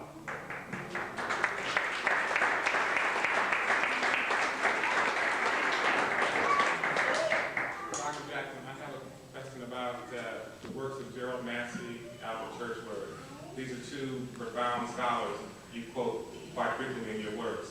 Could you say a little bit more about them and their contribution to our understanding of African history? Well, I have to talk about Massey first, because Dr. Churchward was one of his disciples. General Massey was born in one of the country districts of England in 1828. His parents were so poor until they couldn't give him any education. So in all of his lifetime, and Massey died in 1907 at the age of 79, and he never had more than 1 year of formal education in his whole life. And yet he became one of the greatest Egyptologists of his day. It shows you that if you have intelligence and ambition, no matter how hard the road is, you can win. And Massey did this. He was working in a mill near where he was born. And the mill caught on fire and was burned down. So Massey found himself, I think he was about 10 years old at that time, a boy 10 years old that had to go out and work for a living because his parents were too poor to take care of him. The mill burned down, he had no job, so he managed to get to London, and he got a job there as working as a haberdashery clerk. And he worked all day, and he went to bookstores and bought books, and he sat up and read every night. He found that he could write. He had a talent for writing poetry. He wrote poetry and became known as an outstanding poet. He studied the works of Shakespeare and became an authority on the works of Shakespeare. And then he got interested in the history of Egypt. And he went to the British Museum as a young man, and the head Egyptologist at the British Museum at that time was Dr. Samuel Birch. And he went in and said, "Dr. Birch, I wish to become an Egyptologist. I know that I will have to know how to read the hieroglyphics. I want you to help me teach myself to read the hieroglyphics." Dr. Birch says, "Mr. Massey, I will do all I can for you." So under the guidance of Dr. Samuel Birch, Massey consulted the hieroglyphic and the hieratic texts in the British Museum. I was over there in 1977, and they had the finest Egyptian collection in the world. And Massey went behind the scenes and saw these original manuscripts that had been published in Egypt thousands of years ago. And he sat down and learned how to translate this dead language into English. And then he said that the main thing for me to do is to explain the mythology and the religion of ancient Egypt. So he wrote 6 volumes. In 1881, he wrote a 2-volume work called A Book of the Beginnings. And he said the purpose of this book is to show that all history and all knowledge comes from Africa. Then he followed it up with another 2 volumes in 1883 called The Natural Genesis. And then in the year of his death, 1907, he got out a last 2-volume edition, his greatest work, called Ancient Egypt, the Light of the World. And Massey in these books shows that the human race originated in Africa, civilization originated in Africa, religion originated in Africa, science came from Africa, mathematics came from Africa, and that is our heritage. And if we inspired by Massey, then we're going to have to fight to reclaim it and preserve it. Now, there was another young man who was one of his associates when he was doing his research at the British Museum, an anthropologist named Dr. Albert Churchward. Churchward was a 30th degree Mason and a famous surgeon and a famous physician. He was a member of the Royal Council of Physicians and the Royal Council of Surgeons. And that means if you get on that council, you have to be a top man. Because if the king or queen gets ill, a member of the Royal Council of Physicians or the Royal Council of Surgeons is sent in to take care of their health. So if the ruler got sick, they would call, if no other surgeon or physician was available, they would call in Dr. Churchward. And to show you how great these men were, Churchward studied under Massey for 20 years, and after Massey died in 1907, Churchward took up his work and continued it. He wrote The Origin and Evolution of the Human Race in 1921, The Signs and Symbols of Primordial Man, back about 1913. The Origin and Evolution of Religion in 1924, and The Origin and Evolution of Freemasonry. Now, to show you what great men Massey and Churchward were, there was a famous English novelist, a woman named Mary Ann Evans. She wrote under the pen name of George, and she wrote a novel called Felix Holt, the Radical. And Massey was the model for Felix Holt. In other words, Massey has been immortalized in the literature of the world by this novel that was written by George Eliot. And later on, Sir Arthur Conan Doyle, who was one of the greatest literary men of the modern times, he wrote a book called The Lost World about a great explorer that went into the wilderness of South America and discovered some of these ancient animals that were supposed to have died millions of years ago, still living. And he called this character Professor George Edward Challenger. His model was Dr. Albert Churchward.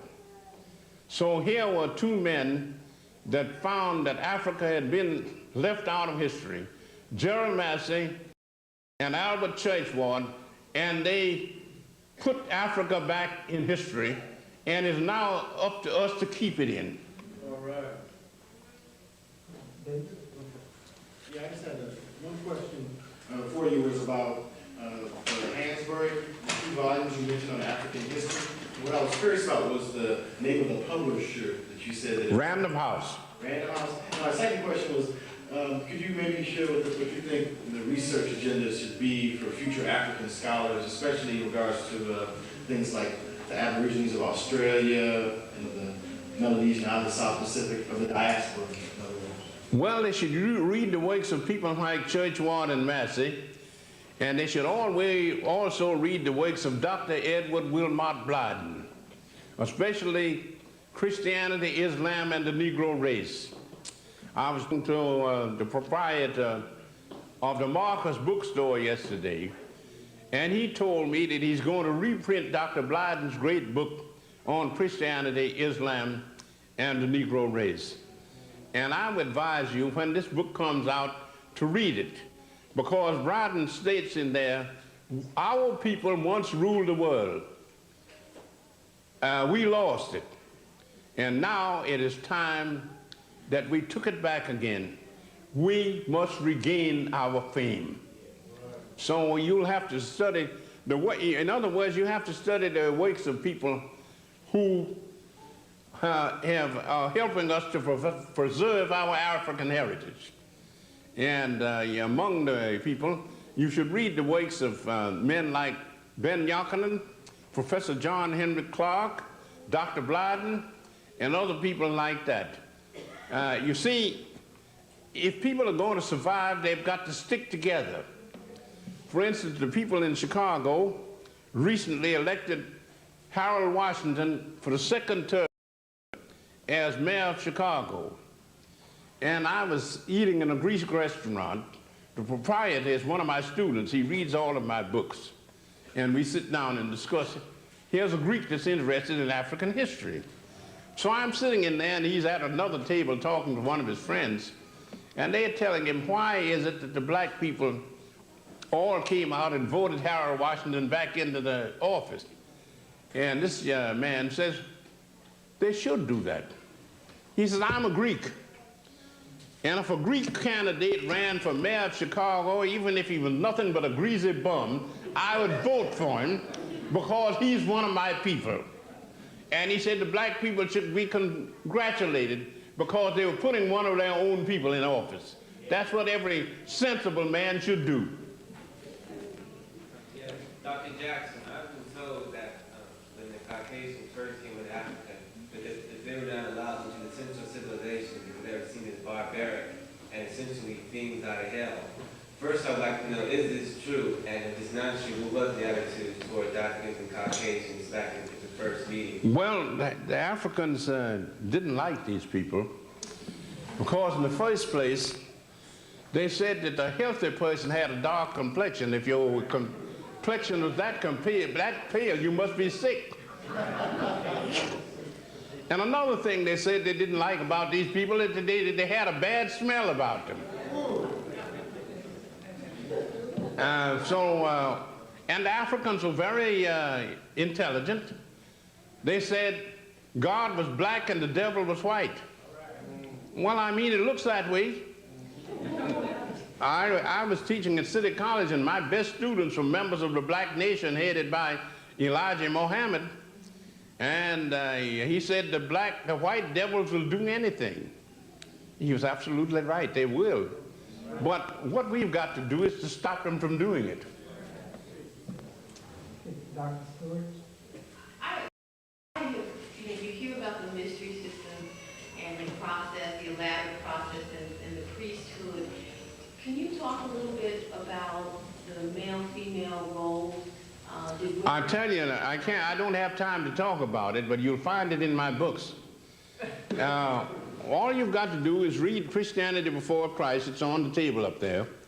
And another one called The Golden Ages of Africa, which is a chapter of a new book that I'm writing. And I think if you can't find it here, you can get it at the Marcus bookstore. They don't have it, they'd order it for you. And my other books, Introduction to African Civilizations, Man, God, and Civilization, and in Christianity Before Christ, I have a long dissertation on the mysteries of ancient Egypt. And there's a little pamphlet they have on there on the mysteries of Egypt. So if you can get a copy of the pamphlet and read it, that'll give you the answer. That's sort of my question too. I ask you, Dr. Jackson. I hear a lot about the mystery schools in Egypt. Were there any mystery systems throughout Africa? They had them all over the world, but the mother school that was the foundation of all was in Thebes in ancient Egypt. And then they had them at Heliopolis, in Memphis, in Greece. They had them, the Eleusinian mysteries, and the the mysteries at Dodona and other places like that. And they had a mystery cult in Greece at a place called Dodona, and Apollo, the god of this particular mystery, had African features. So that shows that it came from Africa. Good evening. Yeah. Her question. You came along at a time when there was much less information available to you than there is to us now. I would like to know what told you, or when did you realize that something is very, very wrong with the way black people are educated? And also, when my child asked me, Mommy, if we were so great, what happened? I mean, I know partially what happened, but I want to know as much as I can. Well, I'll give you the answer. I told this to my students, and they told me they didn't believe me. They said, how is it that we, who once upon a time ruled the world and were the most civilized people in the world, how was it that these white savages, whom we civilized, turned around and took us into slavery and brought us over here and have us wait for hundreds of years building up the country? How did they do it? I say the way they did it is because they were a bunch of thieves, cutthroats, and low-down characters, and the Africans were humanitarians. I said the Africans welcomed these people in countries, and they came in with a Bible, and when they came in, the Africans had the land, and the white folks had the Bible, and later on, the Africans had the Bible, and the white folks had all of the land. So I said, the reason why we got sidetracked is because the European people were a vicious, brutal type of people, and we were a race of ladies and gentlemen. And if you have a confrontation between an honest man and the crook generally wins. We went down, but there's no reason why we should stay down. It's time that we got up. Okay. I like to address the getting up part that you just talked about. Right now, we live in Oakland, and I see an unusual phenomenon of Asian businesses moving into the black community, and especially nail business, and black women patronizing these businesses. And these same people will never buy from black people. And the first part of my question is, what can we do, since we don't have black people who read, who will read, if I pass out a leaflet to them, what can we do to turn them around and understand that we have black women here, and black men who do nails, and black people who have businesses, to get them to buy from black businesses? Well, what we'll have to do is to get trained young people to set up cooperative businesses where they can create their own jobs and build up their own wealth. The white people in Europe, in England, a little town called Rochdale, in 1844, a bunch of poor weavers who were unemployed raised a capital of $70 and went into business for themselves. They called it the Rochdale Cooperative Society. This cooperative society started with a small group of people with $70 capital, and by the year 1928, the cooperative movement in England had grown to the place where they owned railroads, department stores, fishing boats, all sorts of banks, insurance companies, and they had a capital of $1 billion. So we will have to go into the cooperative businesses, patronize our own, control our own businesses, build up our own finances, and that will save us. In other words, you can't do anything until you have an economic foundation. And if you build up your own institutions, these foreigners can't come in and take over because you're not going to let them. You see, one of the things that we have is that a lot of our people are bought off. I attended a meeting in East Harlem in New York back about 1976.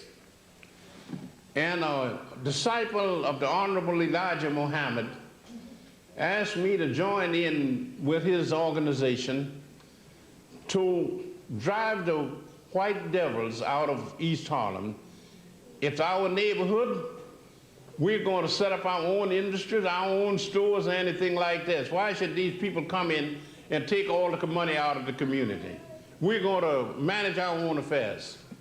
Are you with us? I says, I am.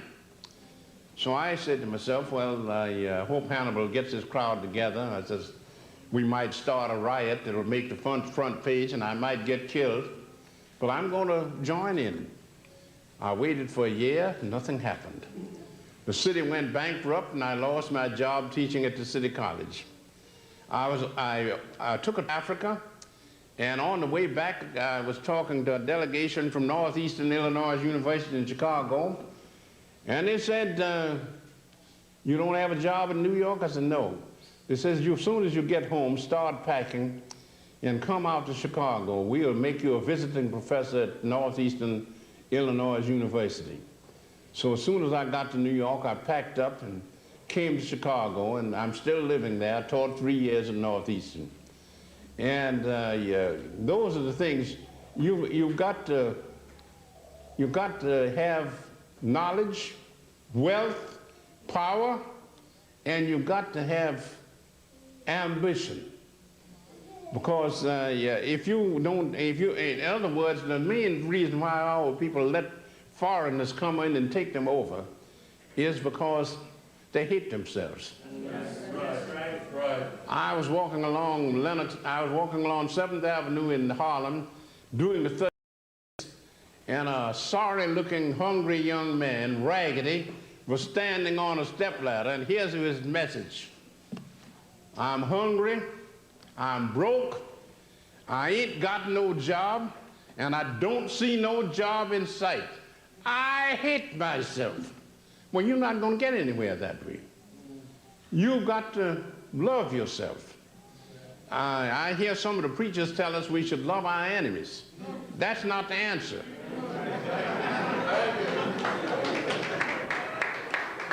We've got to love ourselves. And there are millions of us in this country, and if we are going to survive, we have got to save ourselves. As I told my students, your job is not to save the nation or the world or the race. Your job is to save you. You save yourself, and then you can give a hand to a less fortunate brother or sister. But if they are down in the gutter,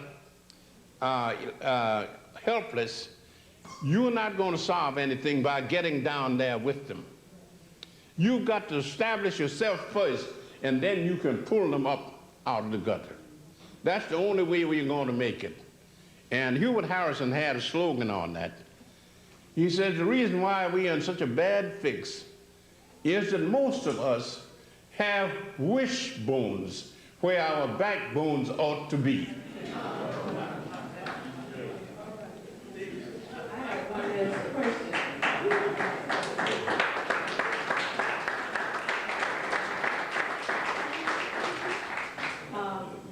Dr. Jackson, I have a question for you and a question for the audience.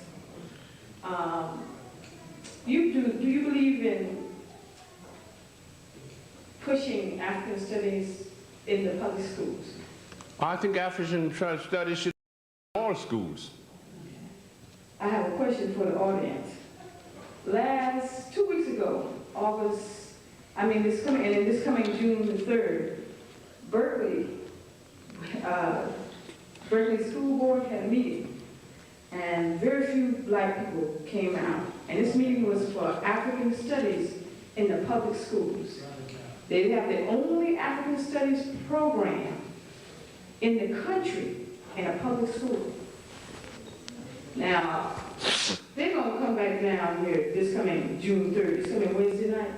And I was wondering where y'all going to be on this coming Wednesday night, June 3rd. I mean, do you believe in black folks? It's going to be at the Berkeley Unified District. That's down here, Center and Shattuck. And the folks was telling us, we gave you this and that, you should be satisfied. And I'm wondering, are black people get satisfied with our children learning? No. Well, if y'all can, we good to see as many people as see here tonight down there raising sand, but also I think there's another part to it. When we see Jewish folks do their children, every day after they come home from school, they have 1 hour of schooling in their history. And if we don't initiate that, we're going to lose our children. I'm serious. Because if you give somebody your children 8 hours a day, and they don't teach them nothing when they come home, we in serious trouble. That's all I got to say. What time is it? Well, young lady,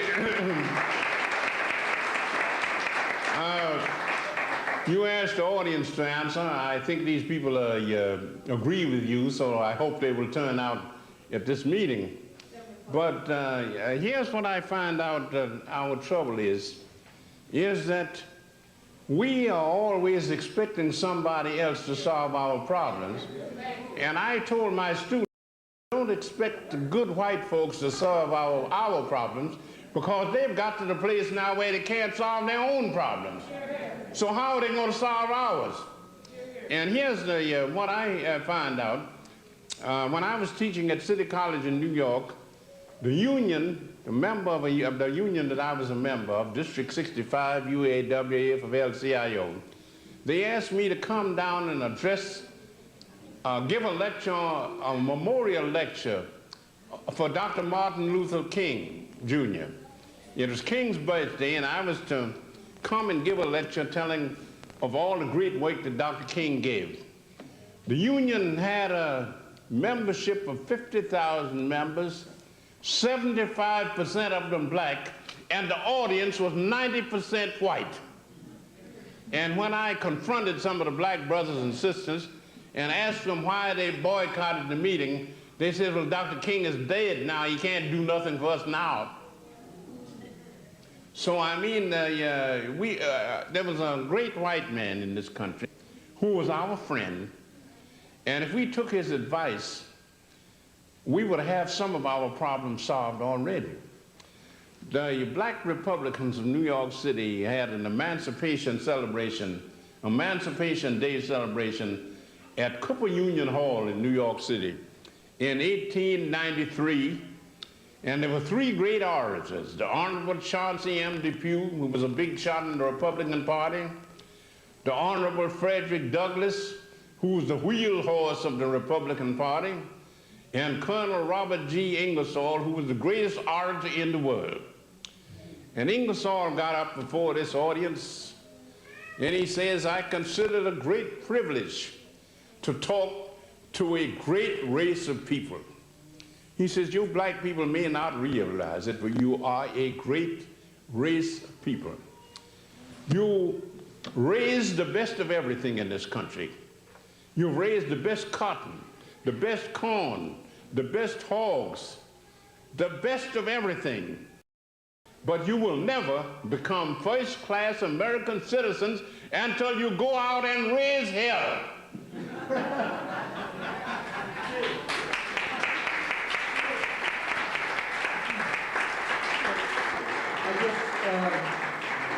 I'd like to mention that Professor Jackson last Friday spoke at Berkeley High School, so he did show his support to the Black Studies program there.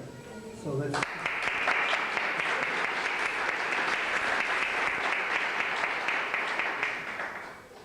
Yes, sir. I would just like to ask you real quickly the relationship of Islam to African history, African science, African religion, also the difference between religion and culture, and how did you yourself realize that you had made a mistake and more or less directed your life in the right course? Thank you. Well, I don't think I can answer all of your questions because I don't have time. But Islam, like every other religion, came from Africa because the human race came from Africa. And there's only one religion, but they have it under various different names. But the Africans knew what it was, and these other people got the message secondhand, and they've never been able to figure it out. That's the reason why their minds are all balled up.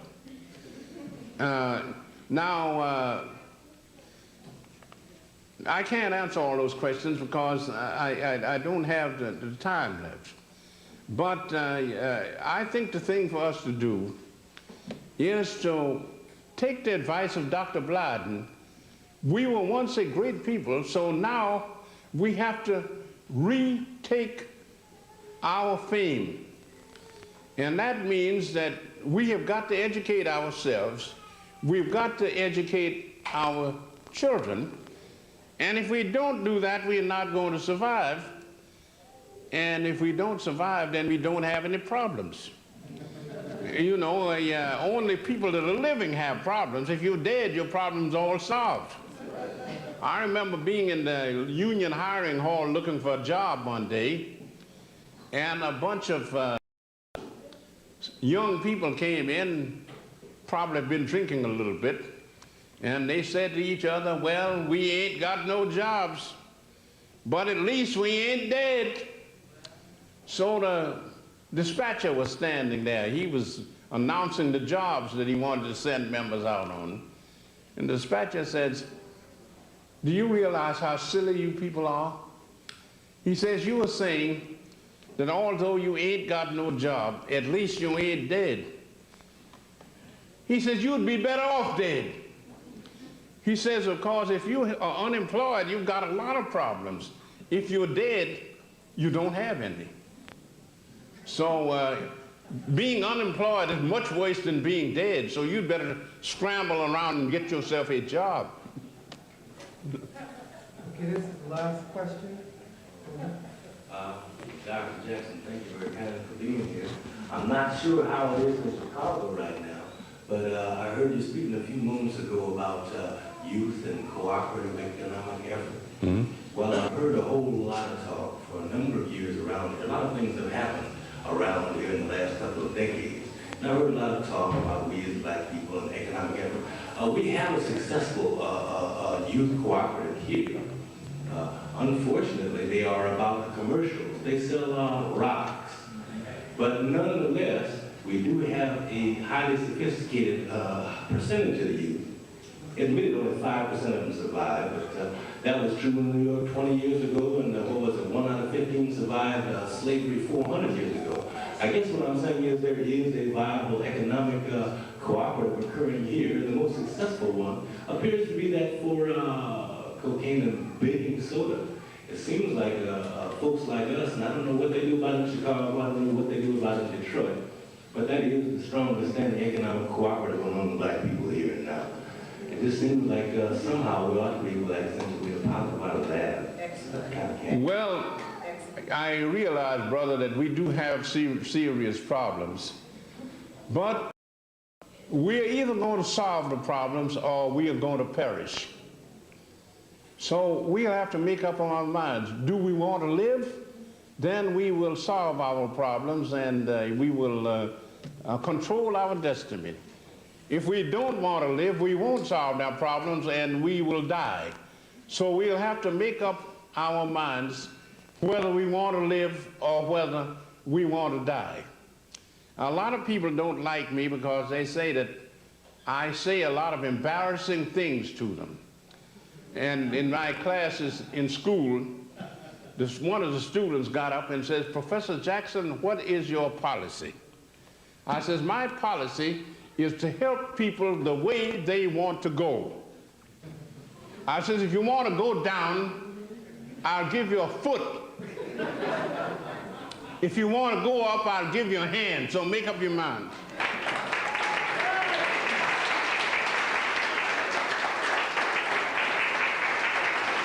Thank you, sir. Okay, you want to get this one? You want to show back the tape? Yeah.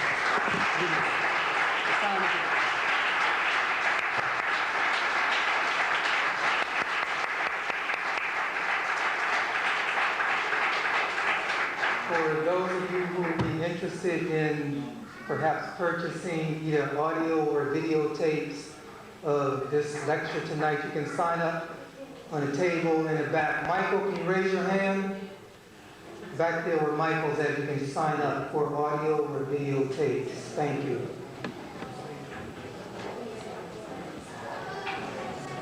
You want to sign a few books? You want to sign a few books? No problem.